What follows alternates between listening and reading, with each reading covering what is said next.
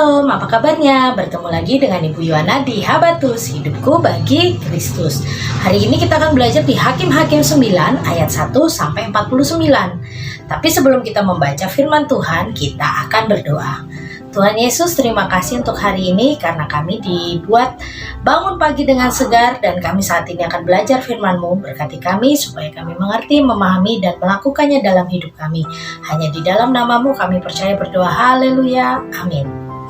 Adik-adik, kita akan membaca di ayat yang ke-5 dan ayat yang ke-6. Kita akan belajar tentang Abimelek.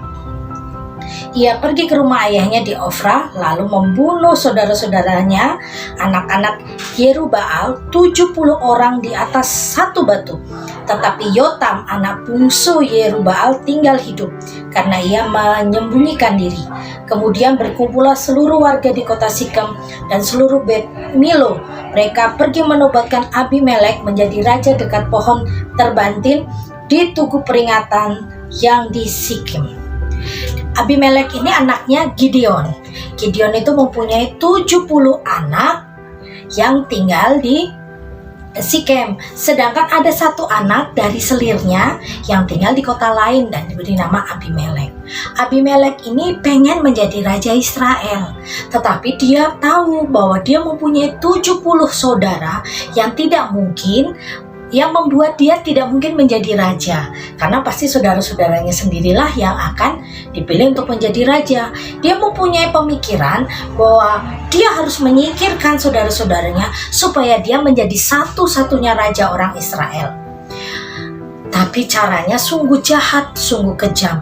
Dia datang ke Sikem, dia menghabisi seluruh saudara-saudaranya, 70 saudara kandungnya yang satu bapak. Jadi Gideon itu mempunyai banyak istri dan mempunyai 70 anak kandung dan tambah satu, jadi 71 dengan Abimelek. Dan Abimelek ini membunuh seluruh saudara-saudaranya, berjumlah 70 itu tadi. Dan itu sangat kejam, sangat sadis. Untuk menjadi seorang raja dia melakukan hal yang kejam.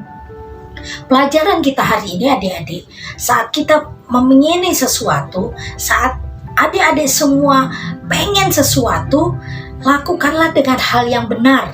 Jangan dengan cara yang kejam. Misalnya, adik-adik pengen dapat nilai bagus, pengen dapat juara, tetapi caranya curang. Dengan menyontek, membuat contekan, waktu ujian atau ulangan, langsung buka contekan ditulis, nilainya bagus. Tetapi itu cara yang curang.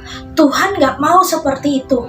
Tuhan selalu menginginkan setiap anak-anaknya berproses. Ada prosesnya ya, walaupun susah, tetapi lama-lama akan jadi baik. Ingat peribahasa gak?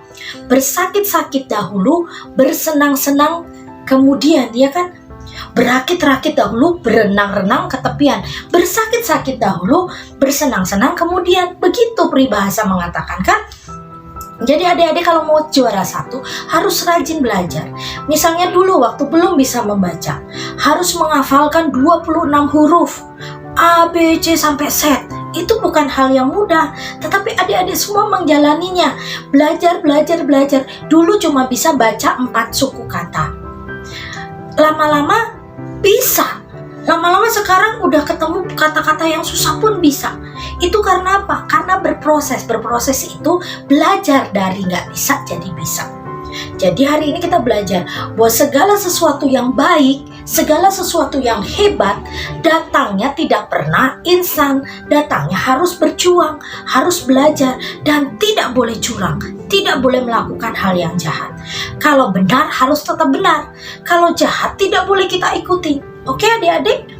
Jadi kalau lihat orang sukses, orang yang punya uang banyak, punya rumah besar, bukan berarti orang itu tidak belajar dari nol. Mereka pasti berjuang supaya bisa sukses sampai hari itu. Adik-adik juga mulai dari kecil harus mau berjuang untuk sukses. Belajar yang rajin, sering baca buku, kurangi nonton handphone. Mulai belajar dengan mama, papa, guru di sekolah. Mulai belajar untuk bersikap sopan kepada semua orang. Jangan berbuat jahat kepada orang lain hanya demi kesenangan diri sendiri. Karena kesenangan itu akan membawa adik-adik ke dalam dosa yang lebih besar, seperti Abimelek. Pengen jadi raja, dia bunuh saudara-saudaranya 70 dan dia jadi raja. Tetapi sebenarnya dia jadi raja juga akhirnya tidak lama. Nah, besok ceritanya akan disambung ya. Jadi adik-adik semua jangan sampai ketinggalan Habatus hari-hari berikutnya. Karena di kitab Hakim-Hakim ini kita akan belajar dari banyak orang yang sukses dan ada juga yang akhirnya gagal dalam hidupnya karena tidak menurut Tuhan. Nah, Ibu sudah di akhir Habatus ini hari ini. Tetapi karena ini tanggal 30, Ibu Yohana akan memberikan kuis Habatus akhir bulan untuk bulan September. Nah, bulan September kita belajar tentang apa? Tentang Yosua. Akhirnya kita belajar juga Hakim-Hakim. Nah, Ibu Yohana ingin memberikan pertanyaan buat adik-adik semua tentang Yosua. Karena kita belajar dari awal September itu tentang Yosua ya, langsung bersambung dengan Hakim-Hakim ya. Tapi Ibu Yohana ingin memberikan pertanyaan tentang Yosua. Nah, adik-adik semua pertanyaannya cuma satu, tapi adik-adik coba mikir ya. Kalau nggak ngerti tanya ke mama sama papa. Pertanyaannya, siapakah temannya Yosua yang umurnya 85 tahun tetapi kekuatannya masih kuat, masih gagah, masih sehat seperti umur 40 tahun. Waktu dia diutus Musa, Yosua dan temannya ini diutus Tuhan, waktu itu mereka masih umur 40 tahun.